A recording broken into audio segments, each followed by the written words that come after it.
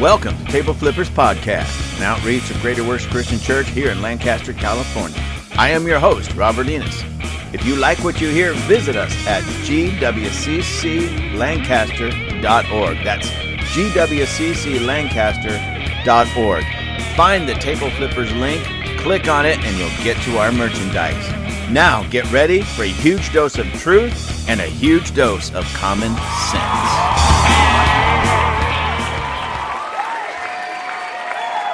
Hello, all of my lovelies. Hello, all my wonderful friends and family, my brothers out there. Hello, ladies and gentlemen. I have something that I really want to talk to you about.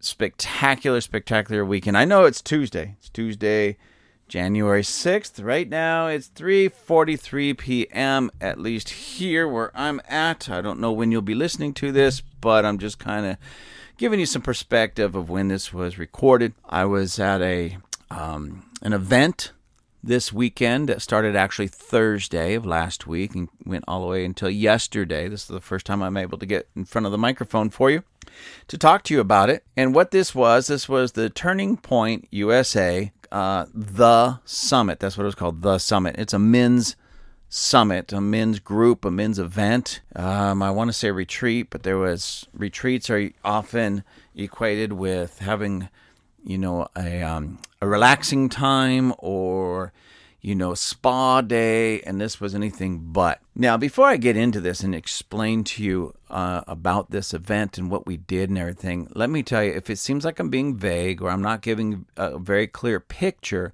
of everything that went on and what we did, that's because we were asked not to. And when we were asked not to, after the weekend was over, I completely understood, and I even agree. So I'm going to give you what I know I can give you, and, well, you'll just have to go and check it out. And ladies, if you really want to know what it's about, you're going to have to send your man to this so he can experience it and come home with all the stories. So let me read off of Turning Points USA's website on the summit, and that's what it's called, the Summit. And this is part of TPUSA Faith, and that's an acronym for Turning Point USA. And it says this: masculinity is under attack. Step up and be a man. And then right under that, those big bold letters, there's a 29-second video that you can get kind of a gist of this. And this particular video was filmed in Montana, where they had the first summit. And it just gives you an idea of what was going on and what they did and everything. But I will be honest with you, there's no picture, there's no video, nor is there any verbal description that could truly explain what goes on in these summits, in the hearts and the soul of the men that go to these summits. So again, I'll do my best to get through there. So anyways, scroll down a little bit and it says about. It says the summit's mission is to revive the masculine heart and to develop purpose-driven men who are leaders ready to serve their God, their family, and their nation. Now, before anybody hears that and says, oh, so I've got to be religious to go. No, not at all. Absolutely not. Some of the men that were part of the summit that went were not what you would say is religious, churchgoers. I heard some of the discussions, had some discussions with people where they were struggling. When I say struggling, I mean just like struggling in the sense of, I'm not too sure about this. I know that there's something out there, but what is it? Who is it? That type of thing. They weren't judged or condemned or put down for it. Not at all. Not at all. This was not a quote-unquote religious event. However, I'm not going to lie to you, it was certainly a God-centered, Christ-centered event. And you say, well, how can it be non-religious and yet God-centered or Christ-centered? Again, you'll just have to go to figure that out and find and see for yourself. This was more about building men, and the honest, whether you're religious or not, the truth is, Jesus was the ultimate man. Jesus was the ultimate man in every respect. And what the summit attempts to do is to help men of today be reformed, if you will, restructured, recreated in the image of Christ. Now we know the Bible says that we were created in the image of Christ, in his image. God himself created us in his very own image. And that hasn't been lost, but it certainly has been marred and misunderstood. So what the summit is doing is stripping back the layers of culture, society, bad doctrine, false understanding of what masculinity is, and bringing us back to that image of our true image, in the image of God, in the image of Christ, and saying, now that's a man. And pushing it and pressing it upon us and training us and teaching us in this atmosphere of brotherhood, friendship, hard work, and such. And let me tell you, it was a spectacular event. Now, men especially, and you ladies, you need to hear this as well for your men, for your sons. I believe the youngest age is 16. I believe there was some 16-year-olds with us, and they did spectacular. So, ladies, you need to hear this as well, especially if you have sons at or near 16 years of old or age. You need this for your husbands. You need this for your brothers. You need this for your sons, grandsons. Let me tell you, because this will certainly help point a man in the right direction of being a true man.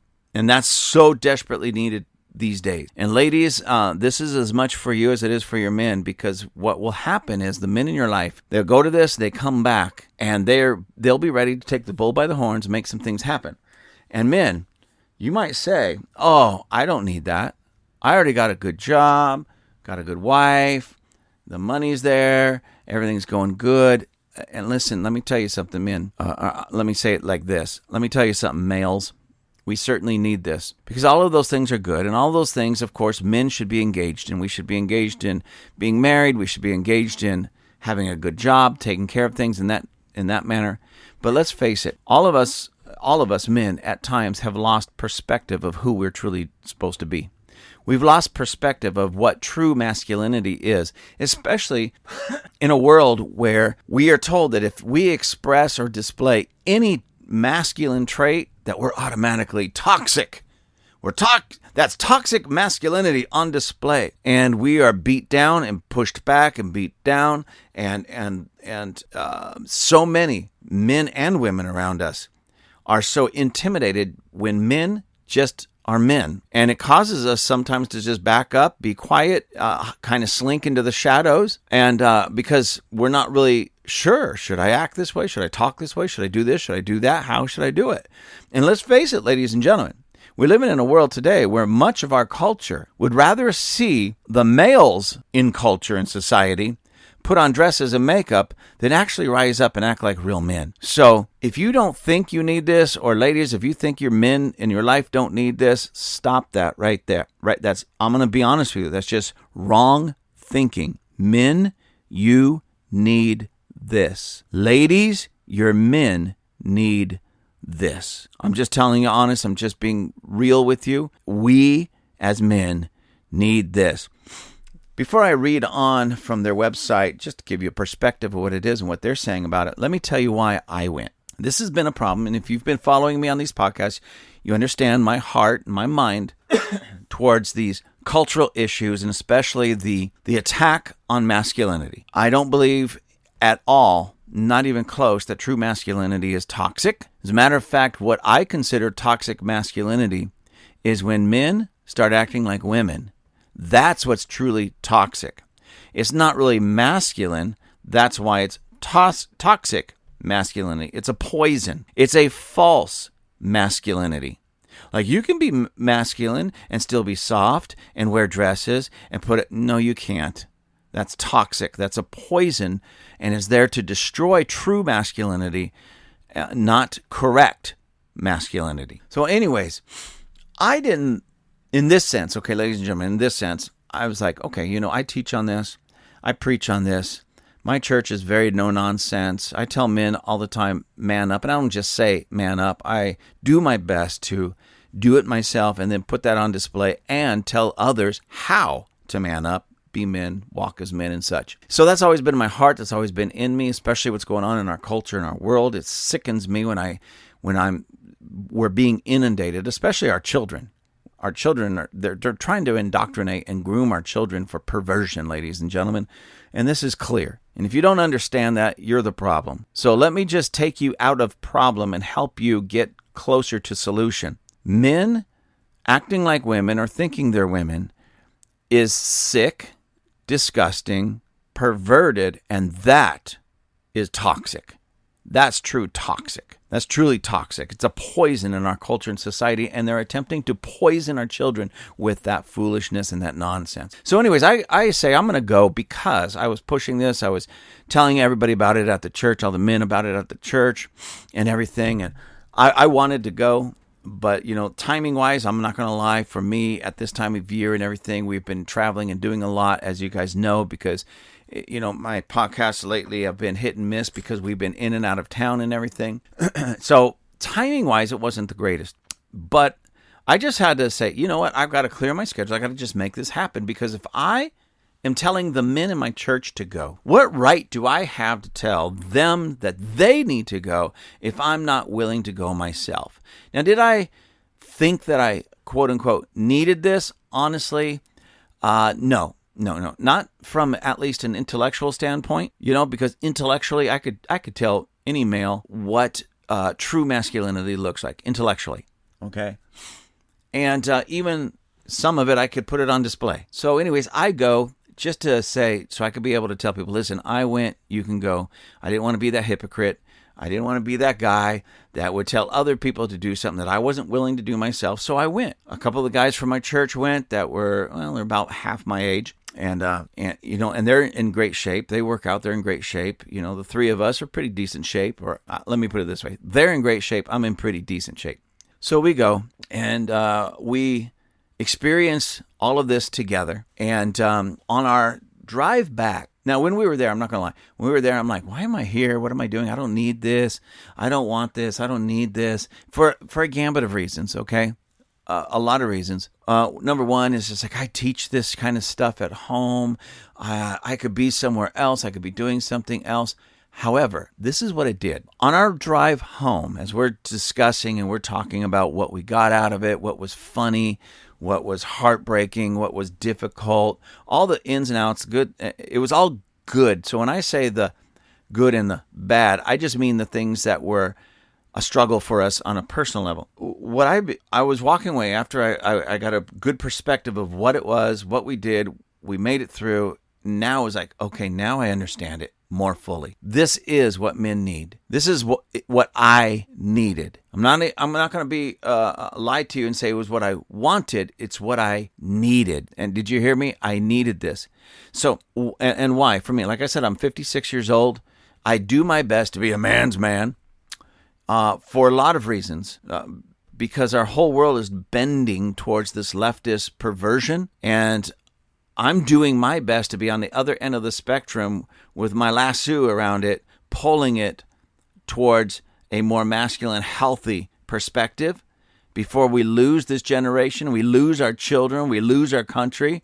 I'm not just going to stand idly by and watch that. So when I went on this on the summit, it just solidified a lot of those things in me. But it did something so much greater and so much further, because I've got to experience that level of, how can I put this? Masculine development, not just for myself and by myself, but with a couple of guys at the church, some of the younger guys that are like, in a lot of ways, like my kids, like they're like my spiritual sons, man. And so in a lot of ways, these are my kids, So we got to experience this together, and I got to experience it with some, like, I forget how many guys were there, but near 40. So there's 40 of us out there growing as men together, understanding, peeling back the layers of false understanding of what true masculinity is, learning what true masculinity is as we're being developed into true masculine men together. And that's one of the things that was so absolutely awesome about this. Again, I don't want to get too deep on what we did and everything like that, but hopefully if the instructors listen to this, they won't get mad. One of the things that we were really pushed was brotherhood, taking care of your brother. And that's been something that's always been a struggle for me. I'm the type of guy, I can do it by myself. I can figure it out by myself. I don't need anybody's help. I don't like to ask for help. And I'm telling you, this is wrong, ladies and gentlemen. This is wrong. This is not healthy. This is not right. I'm just sharing myself with you, one of my weaknesses. Because on one hand, yes, men do that. Men do that. They just grab the bull by the horns and make things happen. But when they have a brother, they don't do it alone. They help their brother, and they allow their brother to help them. Now, if there was nobody else around, yeah, I'll do it by myself because it's got to get done. And I'm just going to make things happen because that's what men do. But when I have a brother around, I'm going to help him and he's going to help me. And that's something that I had to learn up there. That's something I really had to learn up there and let go of that nonsense and that pride and that arrogance and be a brother. And I'm learning that more and more and more. Now, a lot of people will say, well, I don't need that. I'm on team sports. I've done this. I've done that. Trust me, you need that. Men, you need that. Ladies, the men in your life need that. And we need that hope. We need that encouragement. We need that brotherhood. We need that built into us because culture and society is stripping us of all of these truly, healthy masculine traits. And we need that. It's in us. Men, it's in you. It's in your DNA. But it's been so suppressed and so pushed down and so boxed up and tucked away somewhere because of what culture, society, and the weakness around us has told us that now we need to learn how to unpack these truly masculine traits, ditch the pride, ditch the haughtiness, ditch the arrogance, rise up and be men. And the summit with TPUSA truly will help each and every one of you do that, okay? Truly help you do that. So me and the young guys at my church, it was Justin and Andre, and he was called Dre all week. So you guys did spectacular. Awesome. I'm so very proud of you. And I know that all the instructors and the people there were amazed with you guys at how you just pushed on, made things happen, jumped right in, and you really set yourself apart in many ways from, I'm not going to say from everybody else like you're better, but you became that pillar that others can lean on and rely on, as I did. And I thank you both. Justin was my buddy on that, and he was always there. You doing okay? You all right? You need help with that? So, Justin, I appreciate that. And Dre, I know you were hooked up with somebody else, so we didn't have that super close proximity. But when you were there, when we were around together, you were right there with me again. Hey, can I help you? Can I carry that for you? Can I help you with that? It was great. It was fantastic. Anyway, so let me get back to this, back to their website. It says what to expect. The summit is a grueling 3-day experience that challenges men physically, emotionally, and spiritually. The summit pushes you to your limit and then a little further. I'm not going to go into anything further on that aspect because that says it all. And all I can say is, gentlemen, number one, you need this. And number two, I'm just going to be honest with you, you have no idea just how strong you are. You really don't. Physically, emotionally, mentally, spiritually, you just do not understand how strong you are. You go to this summit, you're going to find, and I'll be honest with you, you're not going to find your limitations because your perceived limitations, you're going to blow right past them on every level, and you're going to excel. And when you come down off that mountain, you're going to say, wow, now I have a new, what would you call it, high water mark or a benchmark. I thought my limits were here, but they're so far out there. You won't even come back understanding or knowing where your true limits are because you're going to destroy your present limits. I hope that makes sense. I know, again, I'm trying to be vague and such because I don't want to give away too much. I just want you to experience this. This is gold. Men, this is gold. Ladies, this is gold for your men, so it'll be gold for you. You ladies go, why would I want to send my guy away to that? Come back all toxic and masculine and everything. Ladies, trust me, a truly, truly masculine man. I'm not talking about a jerk. I'm talking about a masculine man that knows how to get things done, knows how to love and protect his wife and the ladies in his life, knows how to train his sons and his daughters in righteousness, knows how to walk as a man of God. You will be so overwhelmingly blessed that you will shout his praises, but also the praises of the TPUSA Summit, because you'll know my true husband came out there. I sent him away a man. He came back like Superman. I don't know how else to explain it. So anyways, it goes on to say, be a man, apply today. And there's a little click here you can go to apply.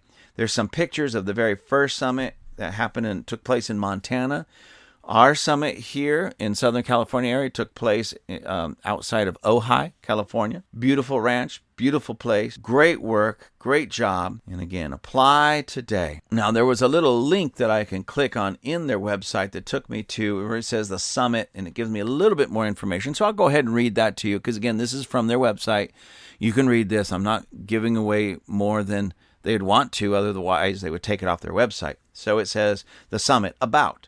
The Summit is a program of Turning Point USA, a 501c3 nonprofit organization founded in 2012 by Charlie Kirk. The organization's mission is to identify, educate, train, and organize students to promote the principles of freedom, free markets, and limited government. Our mission, launched in August 2022 and rapidly expanding to 2023 due to immense demand, truth. The Summit's mission is to revive the masculine heart firmly founded in biblical principles by creating men who are physically, mentally, and spiritually fit. We seek to develop purpose-driven men who are leaders ready to serve their God, their family, and their nation. Our objectives. Through the Summit, Turning Point USA seeks to achieve these 5 objectives.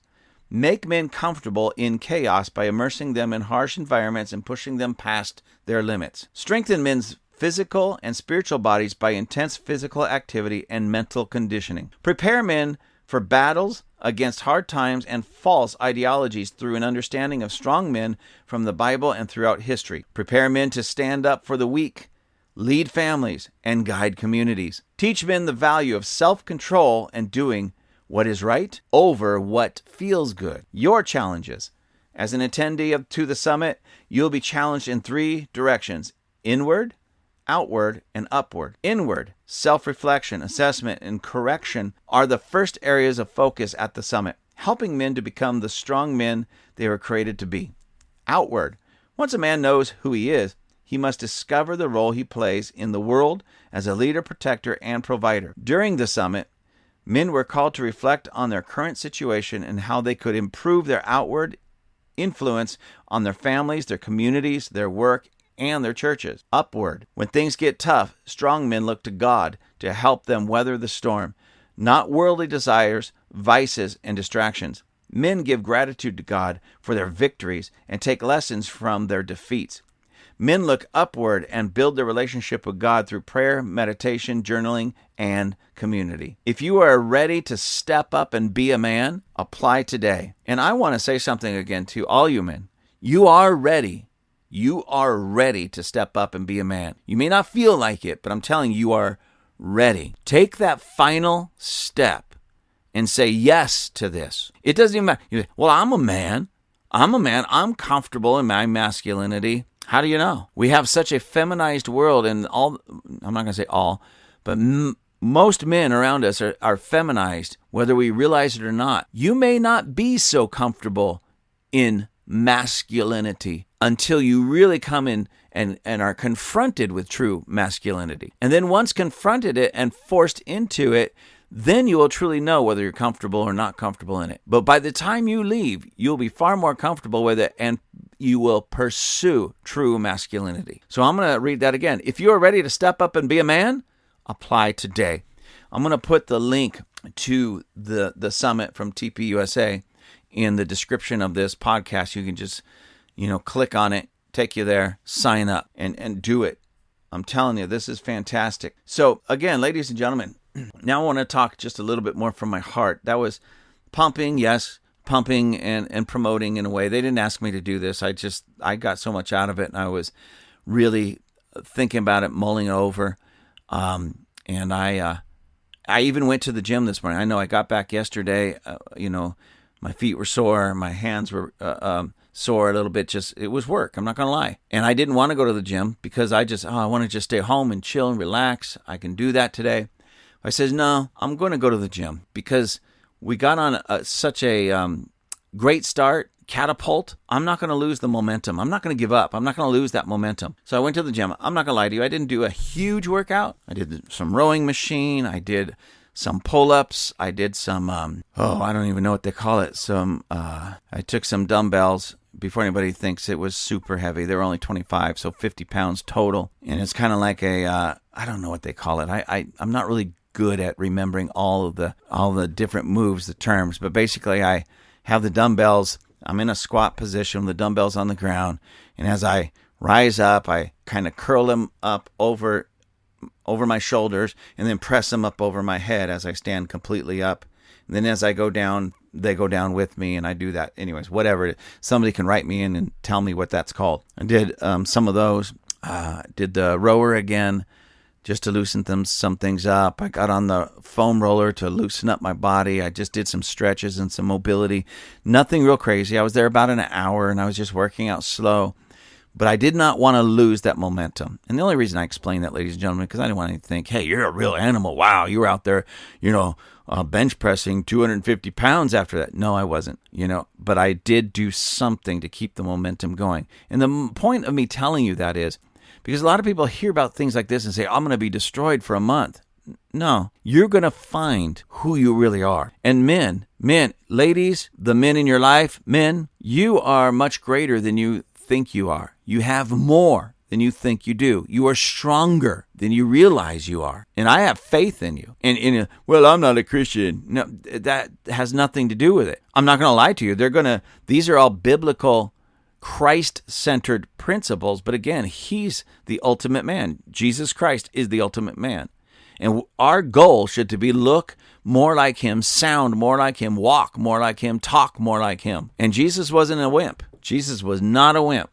I know maybe in some cultures and some movies or some descriptions of Jesus, you picture this little fruity, like flower child that weighs about 90 pounds and dances around and prances around, peace and love. Oh, we got to bless our enemies. Oh, here's a flower. That's not my Jesus. He did say bless our enemy, but he also flipped over tables. He also got in religious leaders' face. He wasn't anybody to be messed with. They couldn't take his life. He had to give it. That's why it seems like, oh, Jesus just shut up and shut down and went to his death. He wimped out. No, it was the exact opposite. They could not take his life. So he had to be quiet, sit back, and let them take his life. There was no taking his life. Jesus gave it up. My point on that is he was the strongest dude physically, emotionally, mentally, spiritually.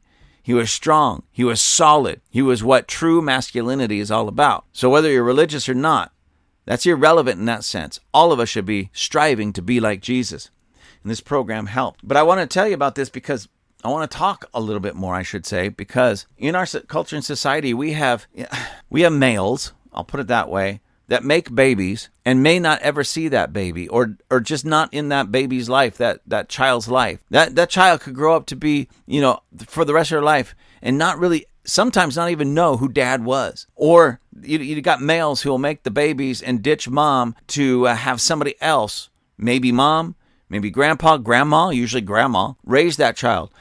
Our culture is inundated with crime, inundated with soft, weak men, inundated with confused young men. Why? Because there's a lot of males out there that are just not men. You see, we have this weird thing in society that the more women we bed, the more masculine we are. That's not masculinity at all. That is not masculinity. That is so cowardly, to be honest with you. That's just what cowards do. Put a little notch on the belt. I got another woman. Leave that woman with a child. Because, see, real men step up and take care of the children they create. Real men take care of what they create, who they create. Did you hear me? Real men don't ditch their families. Real men will even pay the money to take care of their children. Real men will be in their children's life. I know I said this in another episode, but I read how a man and a woman, they got together, they had some children, and then they ended up getting divorced. I don't know whose fault it was. I don't even remember if that was in the article. But nonetheless, they were divorced. But the father of those children wanted to remain in his children's life. So mom moves away into another town. Dad quits his job in that town and moves to the town where his ex-wife now lives, and even got a job in the school that his children attended. So not only could he could be close to them in the same town, really close. I believe he even moved within walking distance, but he could see them every day at school where he worked and they attended. You see, that's a real man. Now, again, I would like to have seen their marriage, their relationship work. Now, whose fault it was, I have no idea. I didn't get that far into their life story. But the fact that this man realized, hey, wait a minute, I have 2 children. I can't let them down. Maybe I messed up with mom. Maybe she messed up with me. Whatever. That just can't work. But I'm not going to leave my children. See, this guy was a real man, showing the attributes and characteristics of a real man. I know my job and my career is here, but my ex-wife with my children moved out of town to a whole nother town. I will worry about my career later. I'll go move to that town and I'll get a job in the school where my kids are attending so I can be there with my kids every single day. I will find a place to live within walking distance, easy so that he can get to his kids and his kids can get to him.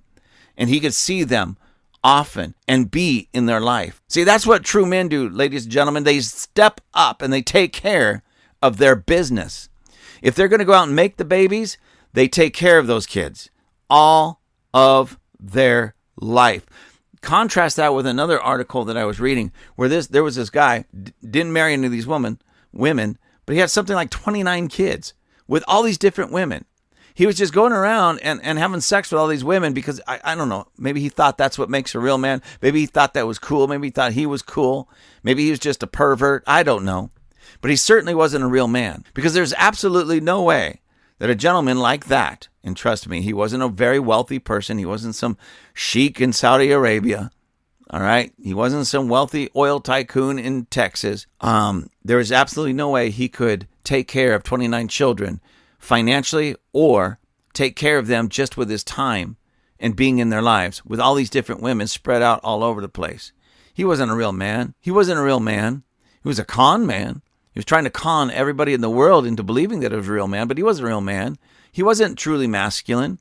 He was a sissy. He was a coward. And guys like that are just that. They're sissies and they're cowards. They're weak-minded, weak emotionally, weak mentally, that they have to produce children and screw up the rest of their life so they feel better about themselves and hope that others look at them and say, that's a real man. He's got 29 kids. No, that's a coward and a wimp and a weakling. A real man doesn't have to do that and won't do that. As a matter of fact, a real man will even be honest about himself. Married, get married, right?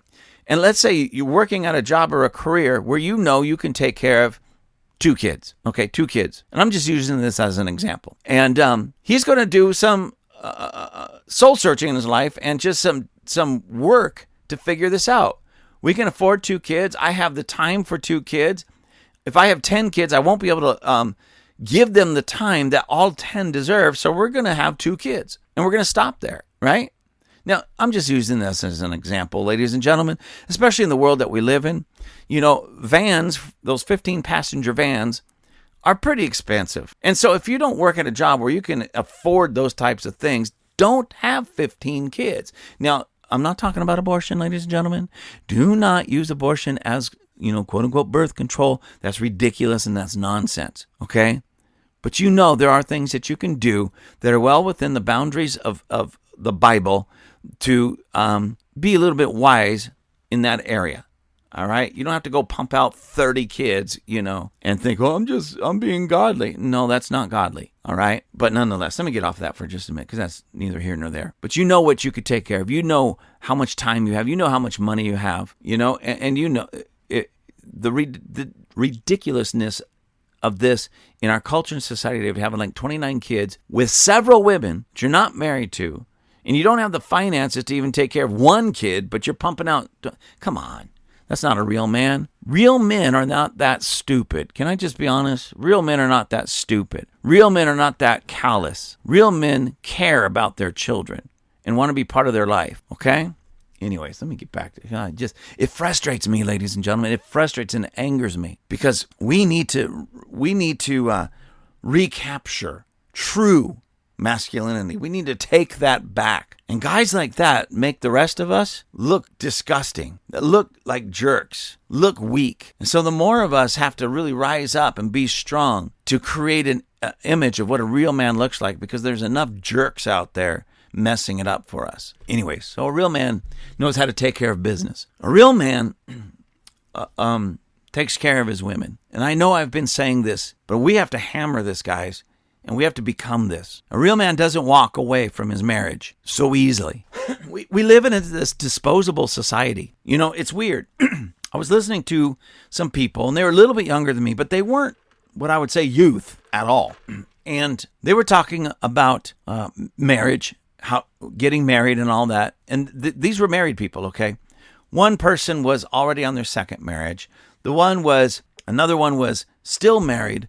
And the third one, I believe, was going through divorce, but they were all good with it. And they were all talking like, yeah, you know, my first husband this, my first marriage that, my first, and I just, I wasn't, when we got married, I wasn't sure that it was going to last. And look, it didn't. I mean, what kind of nonsense is that? Men, number one, when you go and find a wife, choose wisely. It goes back to the old Indiana, and the Holy Grail. Choose wisely. And there's a lot of men out there that are just not choosing wisely when it comes to a woman. Oh, they choose wisely when it comes to looks. They choose wisely when it comes to, I hate to say it, but sex. The reality of it is this is one reason why God said no sex till marriage. You don't have no sex with anybody until you're married to that person. You keep it within marriage, because that's number one, that's what a real man does. Because then if you do that, we just follow the Bible. I want you to think about this. You say, well, I don't know if we're compatible. Of course you'll be compatible, because there'll be nothing to compare it to. Come on. I mean, I don't want to get into this, be too descriptive, because that can be crude, and I don't want to cross any lines, especially if there's children listening. But let me put it this way. Every true man has a certain body part, and every true woman has a body part that accepts the body part of the true man, okay? And when in a marriage relationship, the man and the woman come together, and things fit. They just fit. And if they did it correctly, they're the only ones that they've ever known in that way, sexually speaking. There's nothing to compare the other one to. Nothing. All right? So automatically, by default, they are compatible physically. They are compatible sexually. Automatically. It's an automatic. Just by default. When men or women use that excuse, well, we don't know. We wanted to mess around first. We wanted to have sex first before we got married, because we wanted to make sure we were sexually compatible. Oh, so you're going to whore yourself out to see if the person that you're with presently can rock your boat, because your boat has been rocked so many times before. And now you're going to compare your present partner with all the other partners you had. That's what skanks do. Okay, that's what skanks do. Now, before anybody gets all upset and angry at me, okay, let me explain something to you. I've had to learn a lot, because before I was married to my beautiful, lovely wife, I fell away. I was raised in a Christian home, fell away from God, got stupid. I really got stupid. I was running around doing my thing, and one of the things that I wanted to do was see how many women I could bed. And to my own shame, and I say this honestly, to my shame, I look back now in disgust, because that's not the real me. That wasn't the real me. That was the stupid me that wanted to look cool to my friends, thinking that I was looking cool to the people around me, the culture and society, certainly not family, culture and society and all that. And all I was doing was looking like a fool. All I was doing was showing the world how weak I was as a man. How weak I was as a man. But when I rededicated my life, gave my heart to Christ, I knew that was over. So my wife and I, we've been married about 33 years now. I believe it's 33. Next year, 34. Wow. Anyways, about 33 years, soon to be 34 next month. And she's the only woman I've been with all that time. And I wish I had that gift to give her when we got married, of not having that behind me. I thank God every day that she accepted me the way I was. She accepted my mess. She accepted my foolishness. But I just wish I didn't have that to give her, that I could have given her just me, not baggage. Because when I got her, no baggage. And it's been working for 33. Can you imagine? Think about this. before our society and culture, people got so promiscuous, and marriage was so, now it seems like it's throwaway.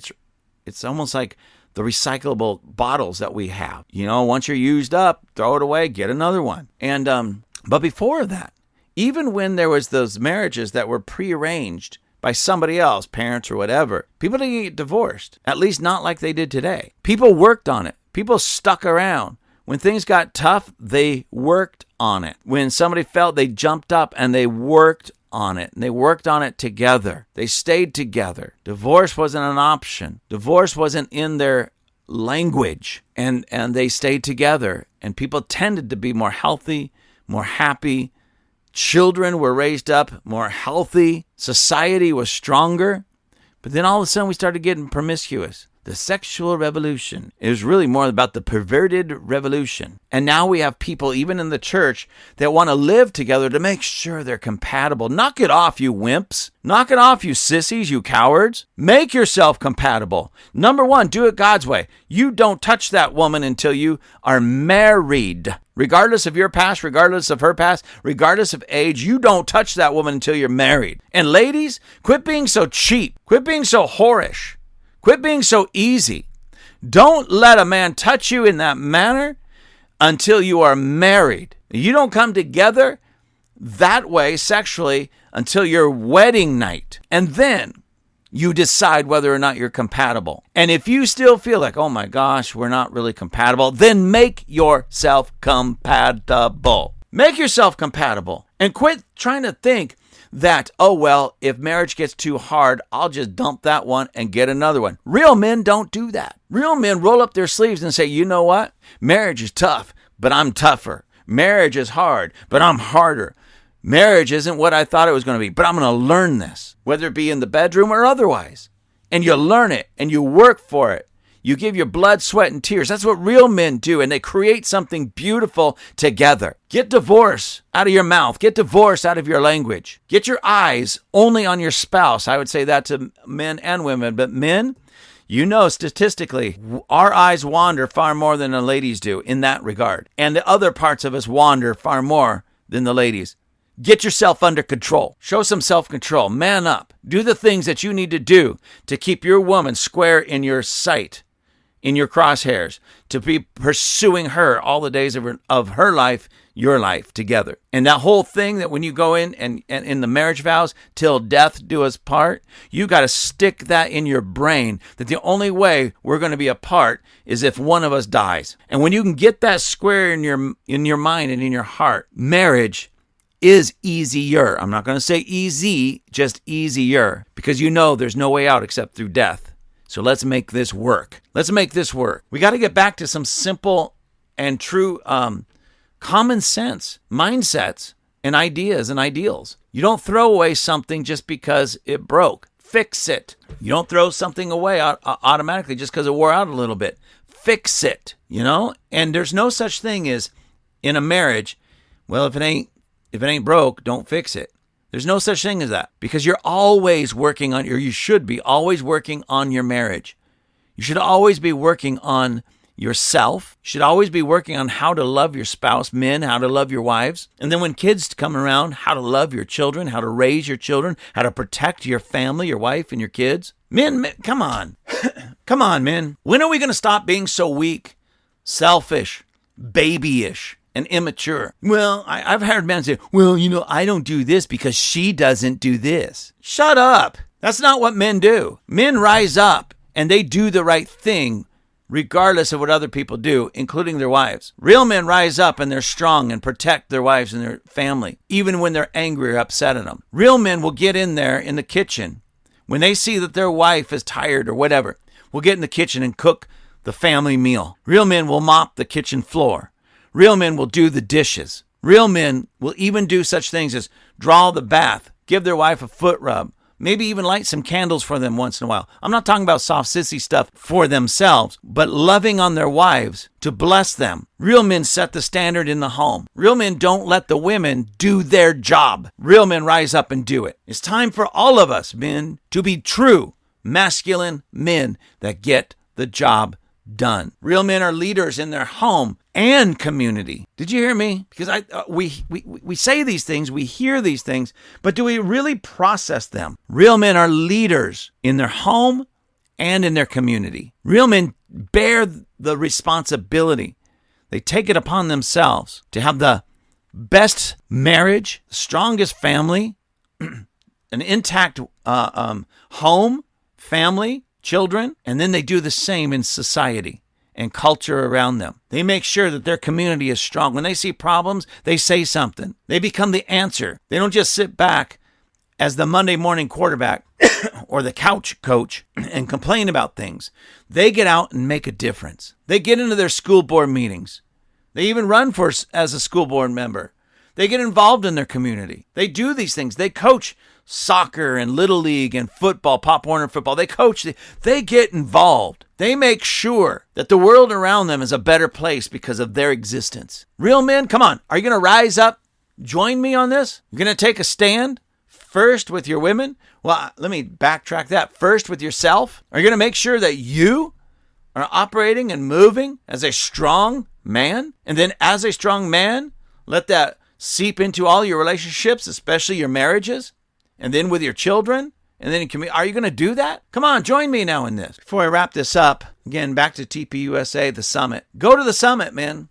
Ladies, encourage your man and your sons, 16 and older, of course, to get there and go. Okay, you're going to be glad that you did.